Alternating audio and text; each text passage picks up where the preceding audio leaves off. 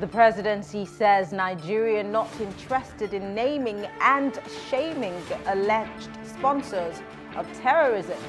And Anduba, a Nigerian politician indicted in the US and the United Kingdom, just might have a chance to become governor of Anambra State. This is Plus Politics, and I am Mary Anacon.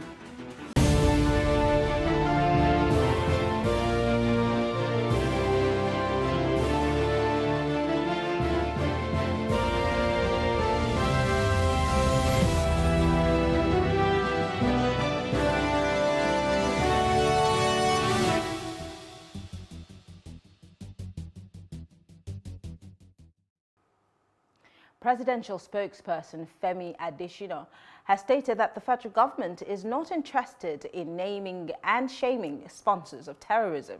He said the government is more interested in ensuring that those found guilty will be brought to book. He stated this while responding to questions asked by journalists. He said that they are interested in bringing those found guilty to justice. Specifically, the presidential aide was asked if the president will address the recent move by the United Arab Emirates to place 6 Nigerians on the terror list. The Nigerians are 6 of 38 individuals whom the UAE suspects to be financiers of terrorism.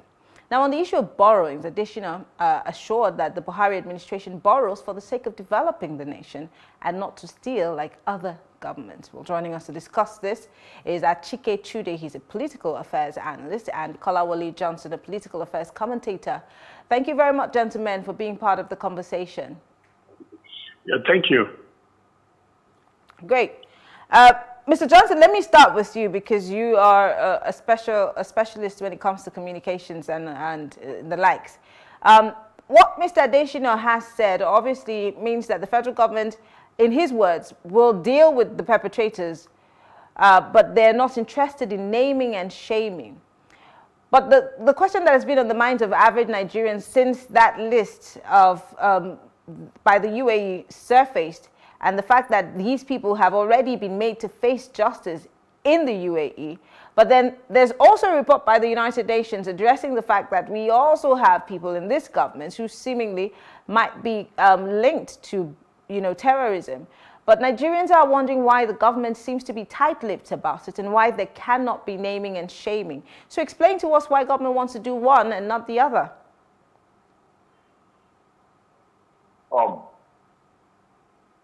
It is good people attempt to.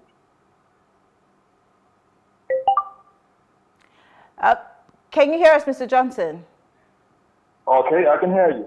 Go ahead. Let me take the question.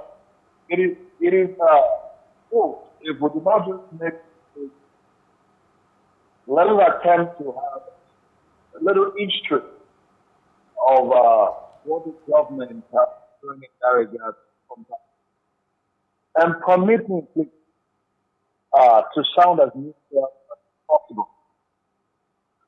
First, when this started, or when the government,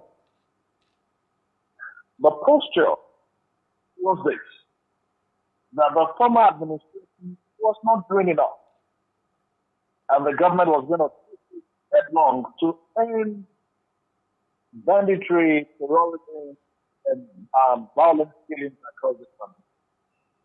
As a matter of fact, one of the major campaigns thrust of the present government in 2015 was the capacity to end killings across the country.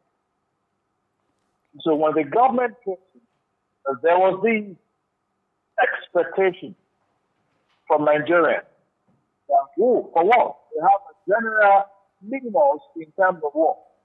And with his track record that Nigeria will put these violent enemies and make them compact. But soon after, we saw that when some people were attacking them, moving to village, slaughtering people, burning down village. And the the first thing the government did was to disabuse our mind by saying they were attacking innocent people. I'm sorry, Mr. Johnson, it's very difficult for us to hear you. I think that we're having connection issues from your end. So I'm going to try Achike Chude and see if we can tweak the connection problems from your end. Achike, can you just chime in on this particular one? Why do you think that the government is choosing to deal with these perpetrators without naming and shaming them? Is it that the government prefers to protect, you know, the names of these people and their personalities as above the people who have died, people who have been victims of terrorism in the country?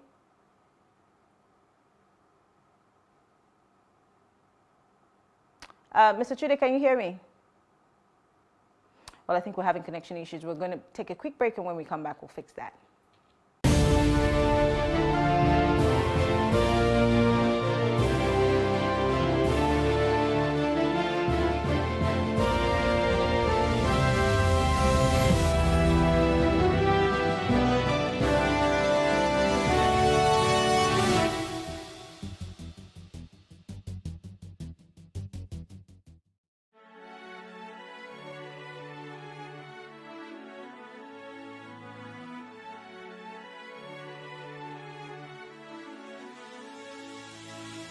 It is engagement we need to have. Those who suffer miscarriages are never taken into account. Members of the National Assembly are also influence peddlers. You are sitting on Nigerians' money. From the barbing, I pay my rent. From the barbing, I send my children to school. A consultative engagement. No any tangible notification before they ban us. It's one thing for people to be at your back and the heat of the moment, and another thing for them to still be with you when push comes to shove. I will do everything to take Lagos out of the national grid.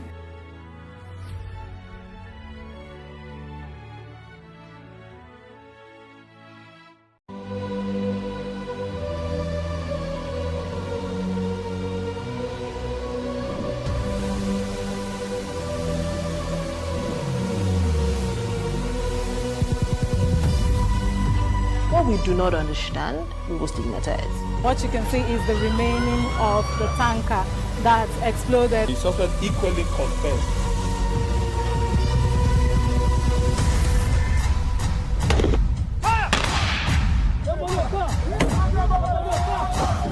A 500 naira they collect them. If you no talk, then go beat you. Now 2,500 when they pay.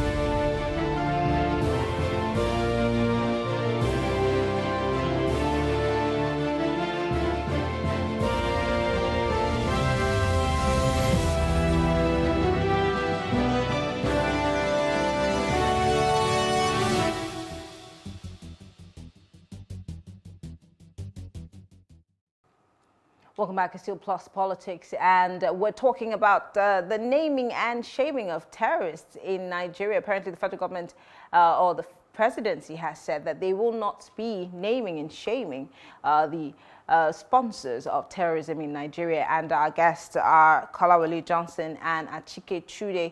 Let me go back to you, Mr. Johnson. From where we stopped, I asked the question about why the presidency seems to be choosing one and not the other, because according to Adesina, I'd like to quote him, he said, naming and shaming will not be the motive. Naming and shaming won't be the motive. Rather, bringing malefactors to justice would be it.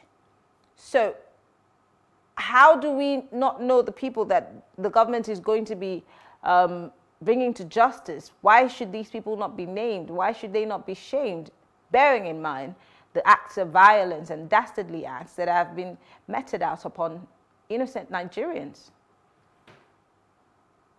I was going to lay a solid background for the conclusion, but let me just do a recap. Now, I told you that the government came in with the confidence of the people that they were going to end violent killing across the country and the activities of Boko Haram. Now, not too long that the government came in, Boko Haram was, of course, they had launched it.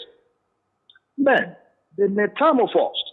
We started seeing communities being attacked, farmers being attacked in their respective farms. And the first thing the government did was to take a tactical side by coming through strategic communication, and they called that process farmers and herders clashes. Now, these are innocent people in their respective farms and communities that some people would attack. Now, if you understand communication, you understand clearly that that is attempting to minimize or to trivialize the killings and the issue. Then secondly, when it got beyond the elbow, and it appears they were terrorizing the nation, and we expected the government to take a huge stand against them. Again, don't forget, it was not the media that described them as bandits. It was the government that gave us the name and said that it is an act of banditry. Then suddenly, the same people who were tagged across the world as the fourth most dangerous, terrorist group in the world, we started calling them bandits. Then suddenly or gradually, we became the second most terrorized nation in the world. And the only factors are traceable to these guys. Yet, we refuse to call them terrorists, not the people, now the government. So if today the government says that they are not ready to name and shame those who are involved, now you can just trace the antecedents of the government stand on this issue from time and take a conclusion. Now, what is that conclusion?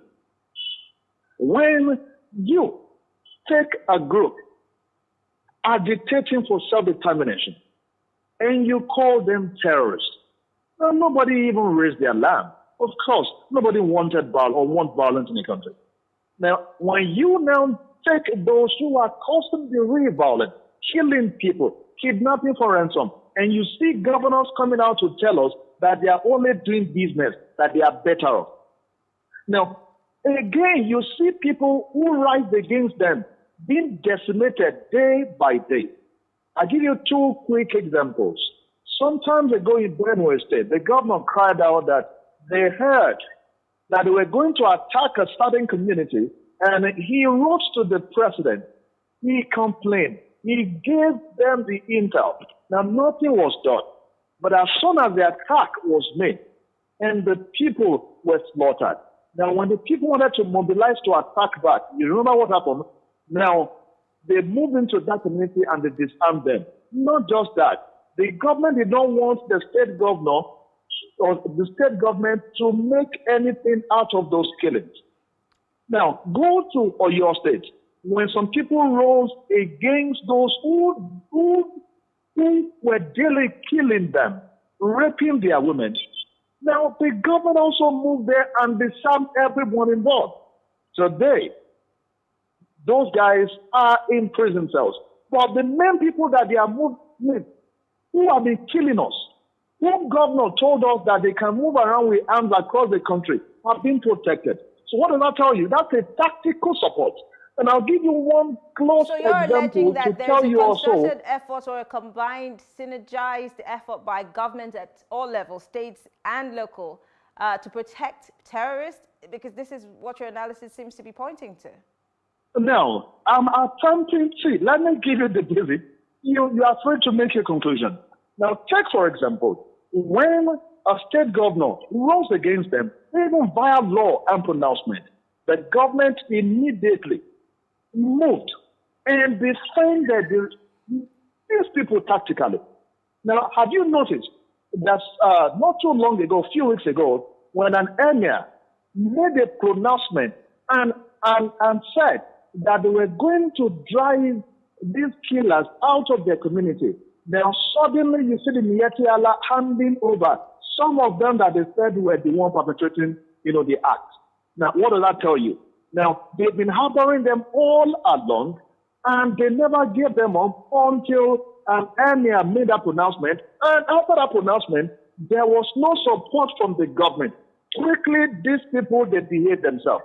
Now, each time you see that there is an alarm against them, and the government gives tactical support, now they get emboldened the more.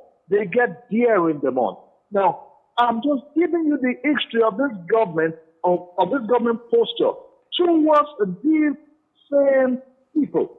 So it is just an extension of their posture to say they will not name and shame them. In any case, when the U.S. offered to do that, Nigeria never accepted the offer. We were expecting the government to accept the offer and say, please name them. Let's shame them together. Now, if we say that we do not want to name and shame them, and we are not seeing any trial in the court of law, now should that not tell you that perhaps the government is not even serious about naming anyone involved in this? Okay. Let me go to Achike. Achike, do you support what he's saying? Because I'm trying to understand why a government who took an oath to protect and serve us, to protect our lives and our properties, would want to support terrorists whom they have termed to be outsiders coming into Nigeria to perpetrate these acts of violence. Why would they be protecting these terrorists and not naming and shaming them, knowing how many people have fallen to the hands of these terrorists? It depends on the nature and character of the government. Sometimes you have all kinds of people who make up government, people with sundry interests that are sometimes inimical to the interests of the state and to the interest of the people. So it is not uncommon for you to have people in government who might not exactly be patriotic and who may not be imbued with the vision for the nation state. So, but beyond that, you look at concrete instances, examples, that gives people the impression this government does not have the political will or is not actually interested in putting an end. It's fortunate to come up with that kind of position. But there are so many things to look at. For instance, when the United Arab Emirates, the very first time the story broke, that some Nigerians had been prosecuted and convicted, the response from the federal government, you will think that it was supposed to be that of elation and happiness and joy, that another country had done a job that we could not do. But what was the response of the government? So government officials came out to say that, well, those who have been convicted have a right to appeal to a higher court, to overturn their conviction if the court so finds that they are not guilty. Now, that was a very strange position for the government. Again, when the government is that they are not interested in naming and shaming, you want to ask why? Because the international practice is that nation states work work together when it comes to intelligence sharing. That's terrorism. And so we've had this, even the very top echelon of terrorist organizations like Al-Qaeda, ISIS, and so on, we knew who the leadership was. We knew who the number one person was. We knew who the number two person was, and the number three person was in those terrorist organizations. So states tend to share intelligence and information with one another. But what do we have in Nigeria? You have the Minister of Information say that the Nigerian government is prosecuting terrorists. It's international best practice. So when Penny Additional now comes and says that there is no people and shaming, all their interest is in prosecuting these terrorists. But the Minister of Information had already told us that the government does not have any interest in prosecuting them. So The government's position is just forgive them. That is all. I'm sorry. At what point did the information minister say that the government had no interest in prosecuting terrorists? Sorry? At what point did the information minister say this? Oh, this about 2 weeks now. It's been on. It was carried in the national newspaper. Are you talking about the repentant ones? Because of course the federal government has agreed with the army to reintegrate them into society. Of course, that also has a question mark. But I don't know about. They're all connected now. I mean, if you say if these people have committed atrocities and the government says we are not interested in prosecuting them.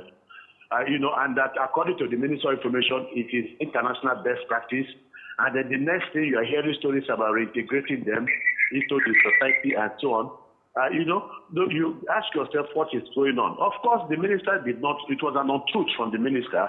It wasn't true when he said it was international best practice.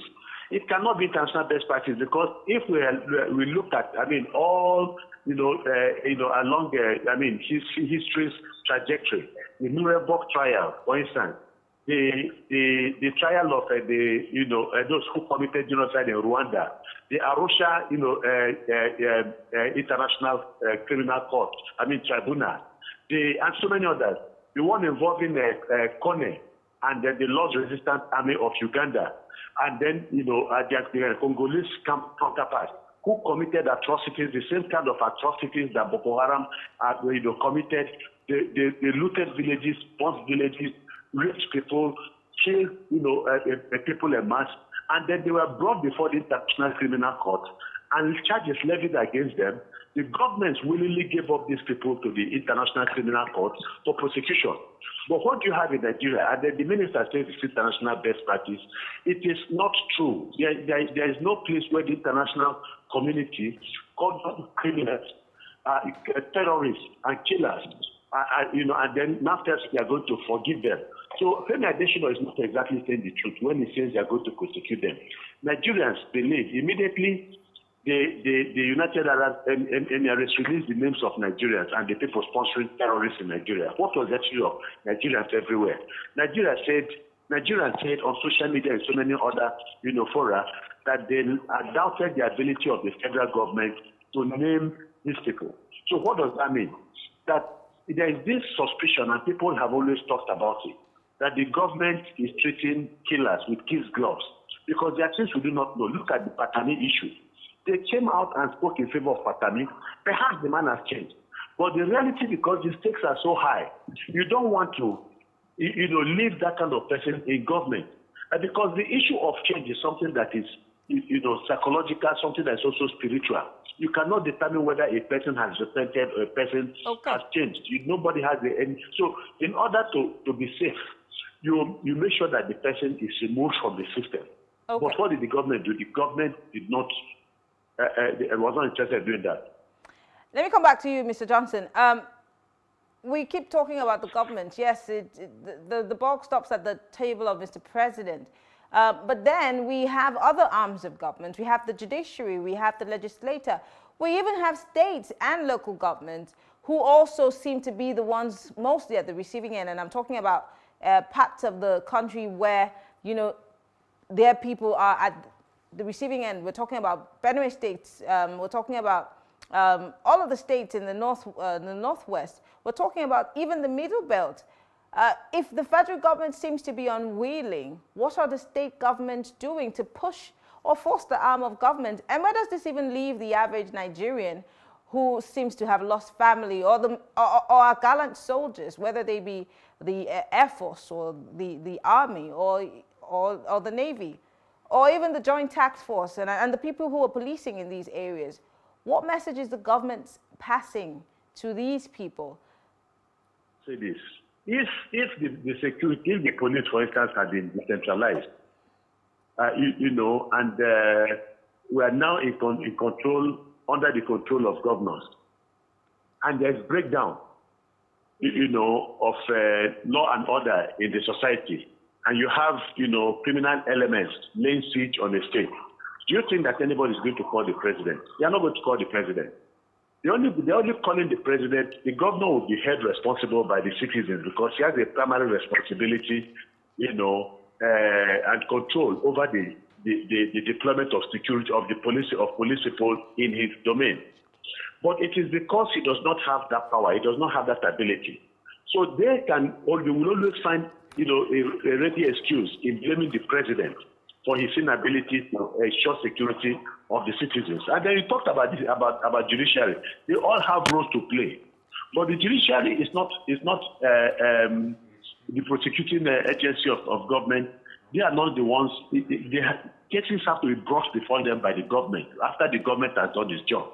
Then it's at that level that the judiciary will carry out its own responsibilities. If you don't bring these people before the judiciary, they are not going to get involved in it. And then local government, and of course the issue of insecurity is a problem of the federal government, 100%. But that is not to say that states do not have a responsibility. Or Tom, asking for the government to make it possible for the citizens to be armed. Because you can't go up against terrorists with bows and arrows. It is suicide. So, but the government has been very, very reluctant. But what is strange about it is that in certain parts of the north, they are allowing to carry arms, while in other parts of the country you do not allow it. So it is this double standards that a lot of people are worried about, and that's why people believe there's something that is going on in the government that they are not telling us, and that the government is not exactly innocent about what is going on. It's unfortunate that we have that feeling. Yeah. Mr. Johnson, apparently this question was for you, but Achike had to answer it. So there's still a third part of the question. Where does this leave the victims? Soldiers who have died, people who have lost friends and family, people who their family members have been killed in custody, those who have even had to sell their property to get their family members who were abducted out of the hands of these kidnappers. I mean, the list is endless. There are people who have been, one way or the other, driven away from where they used to call home. And the government, on the one hand, is saying that these people are brothers and sisters, to borrow the words of the presidency, and we should learn to accommodate them. And then the government is also saying they need to reintegrate them. And we're asking so many questions that we have not been able to get answers to. Yet, there are also governors and leaders who have said, take up arms, protect yourself. We need to resort to self-help. There seems to be so many dissenting voices and not one voice that is speaking to the calm that we're looking for. All right. Let me attempt to contribute to the last question as I move into the one you just asked. You said there are other bodies like state governors, local government council, and others. Although the buck stopped by the table of the president, perhaps others could do something or can do something. Now, security has been placed under the exclusive list that falls under the purview of the federal government. And we have a very peculiar structure, or what they will call security infrastructure. Architecture. The federal government controls the armed forces. The federal government controls the police. The federal government controls even the civil defense. And the state controls practically nothing. As a matter of fact, we have advocated over time for state police. But of course, FG has been stating its position against that.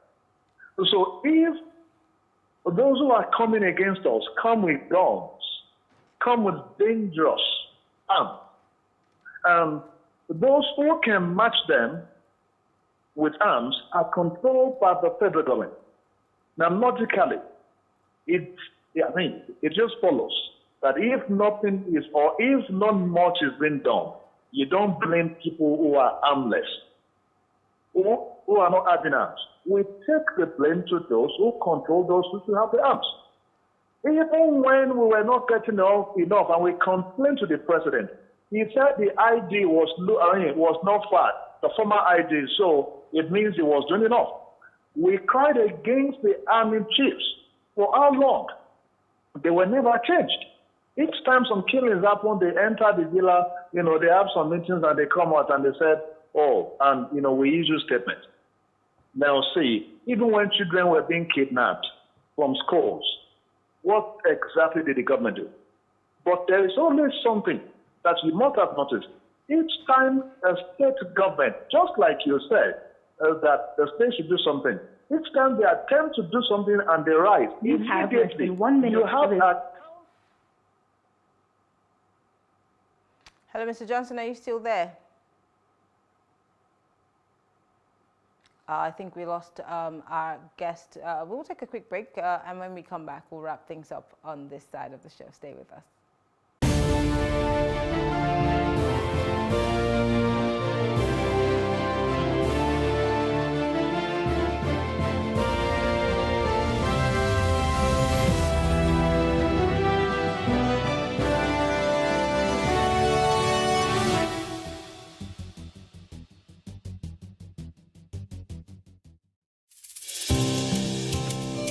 For me, I wanted to change that culture. I didn't believe that until you see a white man or you see a foreigner in the kitchen before you can believe that, good food is going to come out of that kitchen.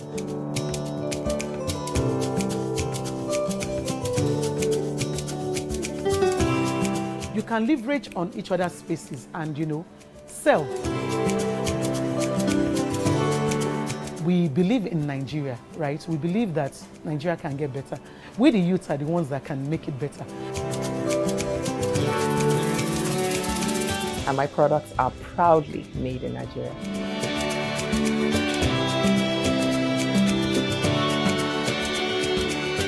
Made in Nigeria, showing every Tuesday at 10:30 p.m. and repeats on Saturday at 8:30 a.m. There has to be a decision point.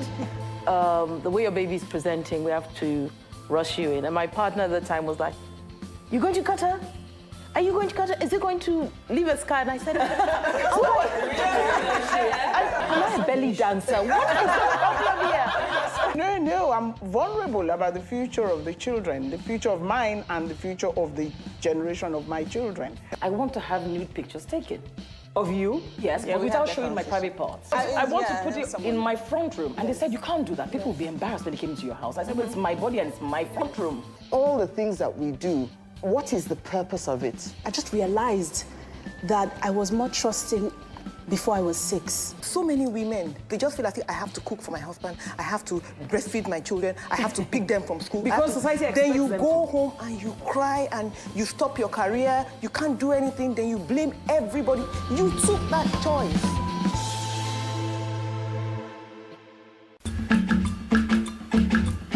I had no desire to study law, none whatsoever. I was more inclined to fine arts. My only ambition, I would say, was to become the chief prosecutor. For me, politicians are a bit too playful. That's what I believe. And since '99, we've seen how much investment in social events, in launching some street that you just started, and the whole day will be spent on this occasion. Rich people are generally law-abiding. We are not law-abiding. So another problem of administration is that people don't follow the rules. Timeless Conversations, airing every Sunday at 8:30 p.m.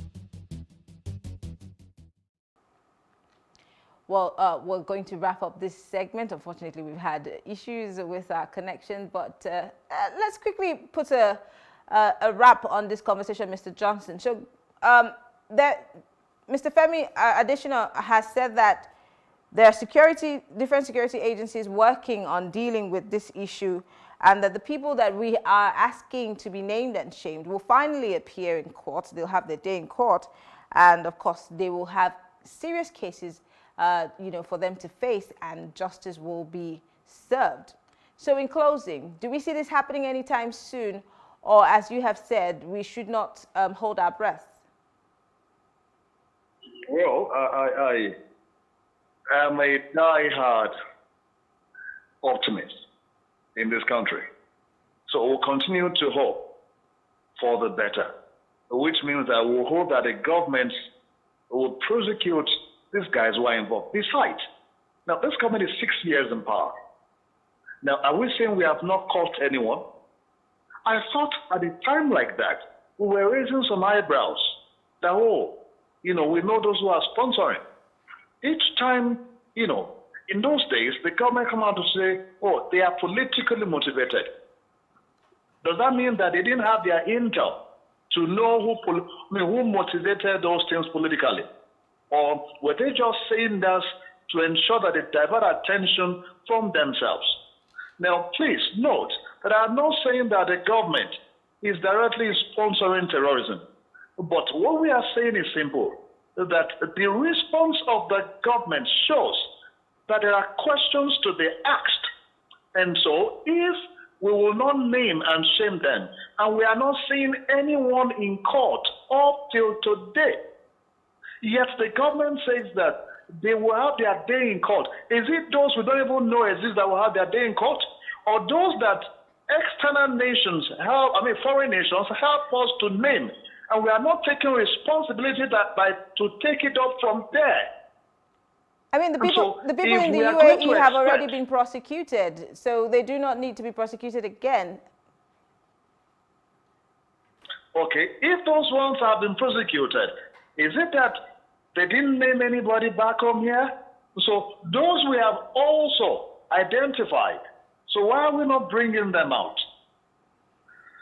It's a big question that needs to be answered. Unfortunately, we have to wrap things up. Kolawole Johnson, Achike Chude, thank you very much for being part of the conversation. We appreciate it. Thank you. All right. Well, we will take a short break, and when we come back, new reports reaching us indicate that Andy Uba, the candidate of the All Progressive Congress APC for the November 6th governorship elections in Anambra State, was indicted some years back for smuggling dollars to the US and pounds to the UK. He was a subject of the UK investigation into an advanced free fraud scheme known as 419 in Nigeria. When we come back, we'll talk more.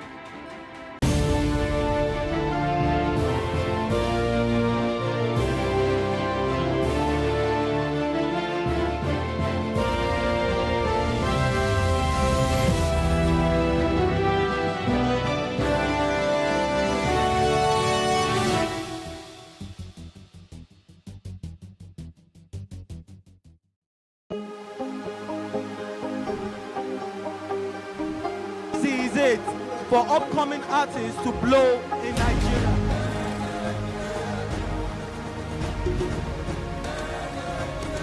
Welcome to Plus Trending. I am Bookie November, your host, saying thank you for joining us on today's episode. Welcome back. It's tea time on PlusTvAfrica. Practice makes perfect. I'm not perfect yet, but I'm a lot better than I used to be. He's a king. He's entitled to marry 100 if he wants to.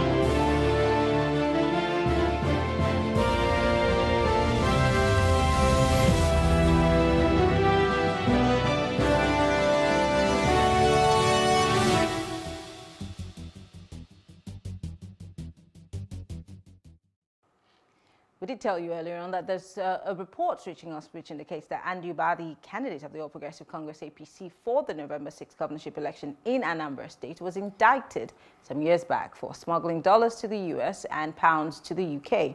He was actually a subject of a US investigation into advance freeze fraud scheme known as 419 in Nigeria. This was according to the US government. He had previously been sworn in as governor of the state in 2007, but his election was nullified by the Supreme Court on the grounds that Peter Obi, the governor of the state, was yet to finish his fourth tenure. His 4-year tenure, I beg your pardon. But what we're going to dig into this gentleman, because joining us to discuss this is Kunle Lawal, his Executive Director, Electoral College, Nigeria. Thank you, Kunle, for joining us. It's very interesting when issues like this crop up, and I mean, it's also not unusual when people are trying to run for office that dirt is being dug up on them. But in the case of Anduba, he seems to have pending cases outside the UK, according to this report. It does make me wonder if political parties do like a background check before they allow people to run on their platforms. Should that be the basis of this conversation? You know, if we're going to look at this thing properly, let's start with the Electoral Act. And within the Electoral Act, it states that any candidate that has been penned for any situation in a court of law, but as funny as our Electoral Act is, it leaves a lacuna on if you've been penned in a foreign country.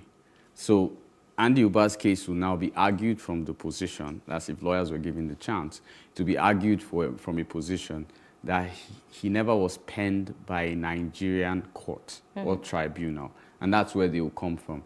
Now, INEC has this within the Electoral Act, which means political parties too must pay attention to it. But I think in the whole big picture, or in the scheme of things, where the problem actually lies is where we do not draw the line. Because looking at Andy Uba, when this actually happened before 2007, and he served sometime preceding 2007 as a senator. And while he was serving, he already had this case lagging behind. And the CCT, that's the Code of Conduct Tribunal, of course has the mandate to remove an officer with such an issue. This has never been done in Nigeria. This has never happened. And I think the people are comfortable with it. And if you even look at how... Comfortable with it? How so? When I mean the people are comfortable with it, I'm talking of the representatives of the people. That's the legislature who should actually make a move towards stopping all these actions. And even preceding his present run for governor, I believe the nomination form was 20 million naira and the intention to run was 2.5, meaning he has spent 22.5 million. The existing present Electoral Act does not allow anyone running for, of course, governor exceed the amount of 100 million, if I'm correct. So he has taken 22.5 million out of his campaign money.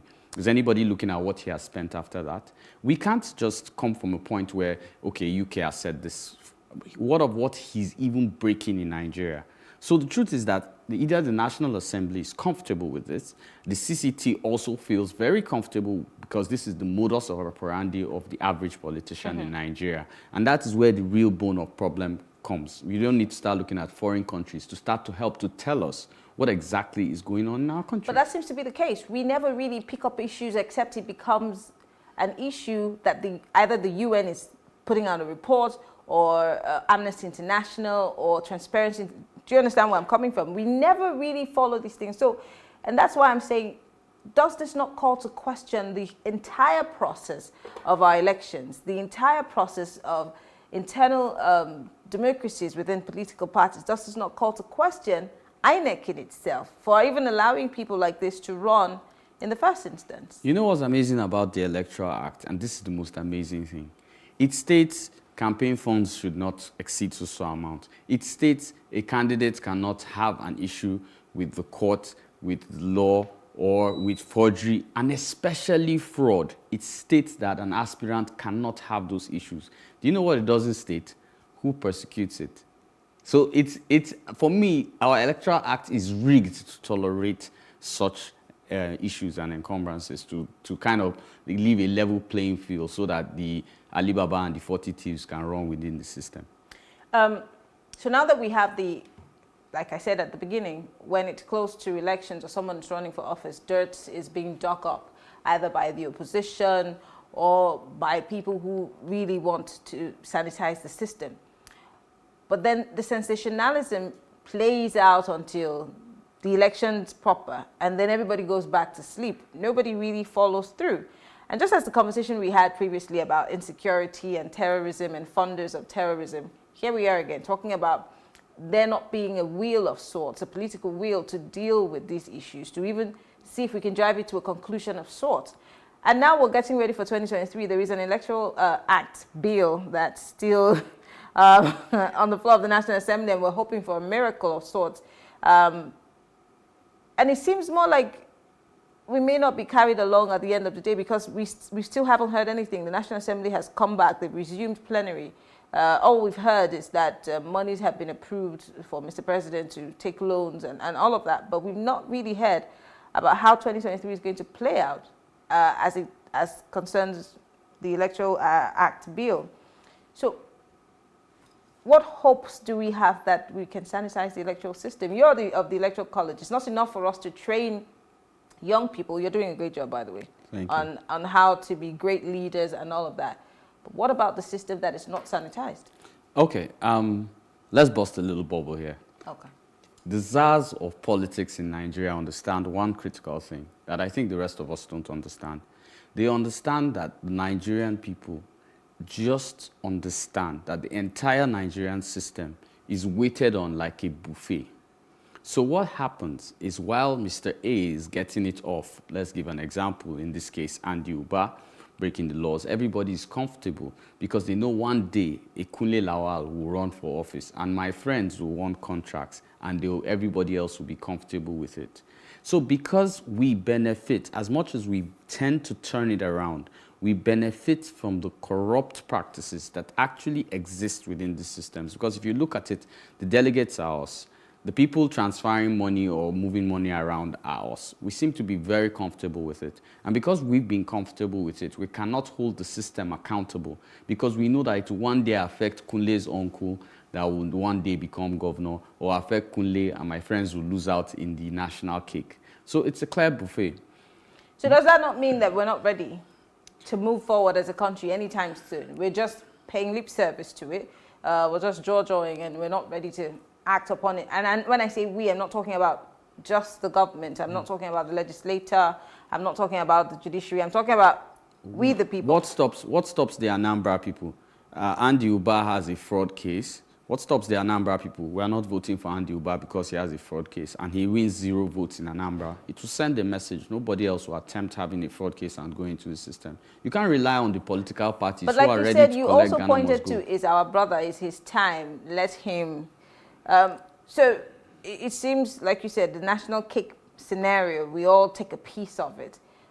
How do we even begin to change that mindset? Because it's not enough for us to say, go and vote, go and re-register, get a voter's card, come out and vote, watch your votes get counted. There's a lot of backroom work that needs to be done, yes, isn't it? I don't want to also hold the National Orientation Agency accountable, but eventually I would have to hold them accountable on this matter. This conversation always comes up. Yes, the conversation always comes up. And the truth is that the National Assembly has, the National Orientation Agency has not put out enough information, or let's say they've put out 2% of the information, telling people, go and vote, your vote should count. Why should that be the only thing? Why are you not participating in primaries? Why are you not a delegate? Why are you not? We don't tell people these things. We don't even allow people even know something as basic. And let me surprise you. I can tell you 94% of Nigerians do not know that the local government does not have immunity. I'll say it for free on TV, but I know that they don't know that that exists. And most people check your constitution. That's what occurs. So the truth is, if we do not even understand the system, how then are we going to hold the system accountable? Who's educating? And that's the thing. Do we wait for the National Orientation Agency, who does not have interest, to do anything?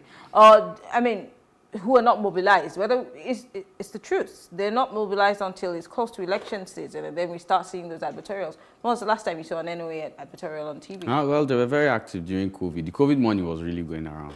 Well, that's COVID. And so I'm saying, but then there are social responsibilities that people need to be educated on, and we don't see that. So I really don't know, and I hate to be, a pessimist, but I don't know if we are really ready for change. Unfortunately, that's the sad note that we have to end this conversation on. Kunmi Lawal is of the Electoral College, Nigeria. Thank you very much for speaking with us. It's my pleasure. All right.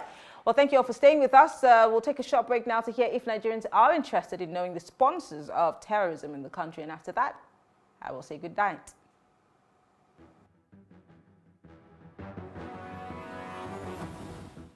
Very well. I would love to know them because of the so many bad things that is happening in Nigeria today.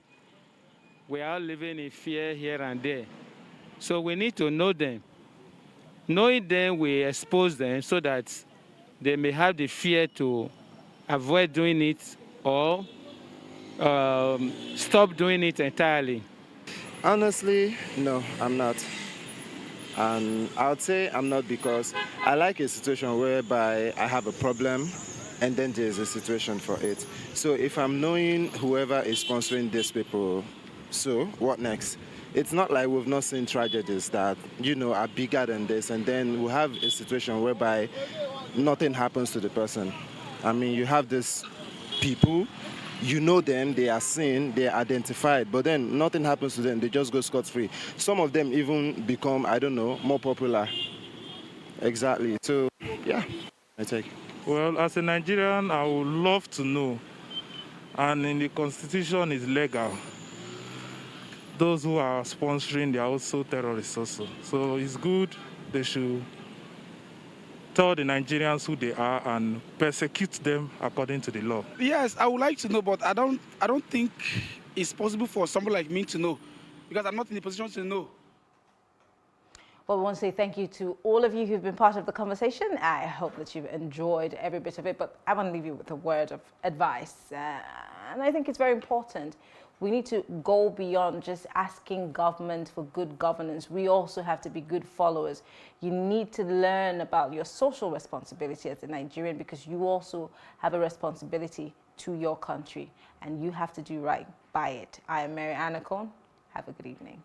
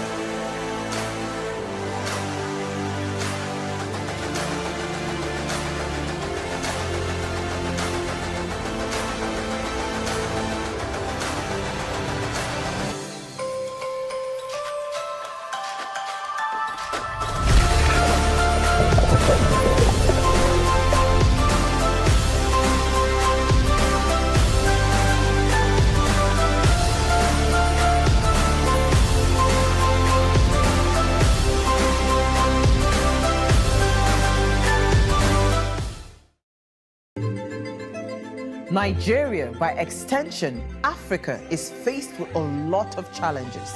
The growing youth population with little engagement, that is a ticking time bomb.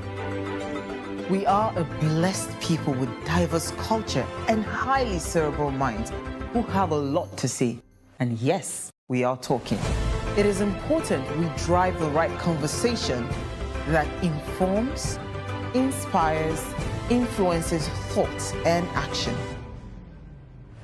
If we say there's beauty in our diversity, then let us embrace our diverse culture. We must continue to courageously be the voice of transformation, as we are the hope for the future. Yesterday's conversations shape today. What are you saying to shape your tomorrow?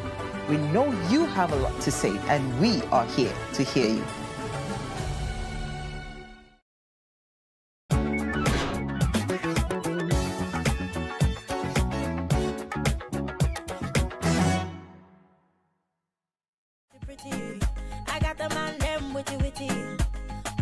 I love to dance. My dream is to be impactful to to humanity, and dance is